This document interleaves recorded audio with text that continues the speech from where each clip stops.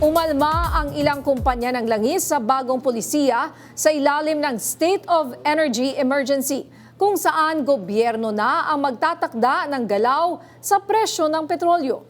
Pero nanindigan ng Department of Energy na prioridad nila ngayon ang kapakanan ng publiko. Yan ang umaarangkadang balita ni Naomi Tiburcio.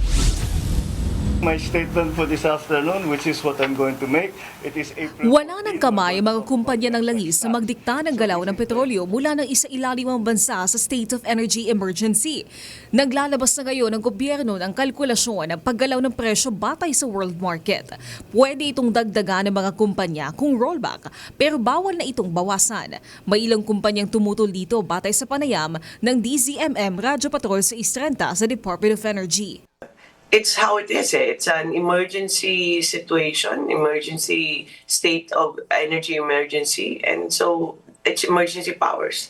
So The interest of the private, talo siya sa interest ng public. But it's not an unfair calculation. Muling isinara ang Strait of Hormuz kaya nakikita rin ang pagtaas pa ng presyo ng krudo. Dahil dito, suportado ng ilang ekonomista ang suspensyon ng excise tax at VAT sa petroleum product. Makakatulong po yan sa ating ekonomiya. Tandaan po natin, ang ating ekonomiya ay consumer-driven.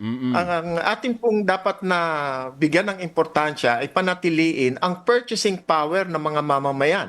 Para kay Leiko, hindi naman mababaon sa utang ang bansa kapag ipinatupad ito. In ideal situation, mangolekta tayo ng taxes sa mayayaman at ibigay sa mahihirap. Pero tingnan nyo naman po ang nangyayari sa distribution ng mga ayuda. Meron pa pong namamatay sa pila. At saka po ang itsura nila para po silang namamalimos. Kasabay naman ang pagpasok ng mas maraming renewable energy, siniguro ng DOE na stable ng supply at presyuhan sa kuryente. Hindi na rin umano matutuloy ang inisyal na taya na aabutin ng 9 pesos per kilowatt hour ang taas singil ngayong darating na Mayo. Sa calculation namin ngayon, it's about mga less than mga 1 peso siguro, Alvin. So, dahil ano yan dahil pinasok namin more renewable, nag-suspend kami ng market, we talk to the power plants kung anong gagawin natin this next few months. Sinisikap naman ng kagawaran na pigilan ang anumang pagtaas sa kuryente para hindi sumabay sa iniindang mataas na presyo ng petrolyo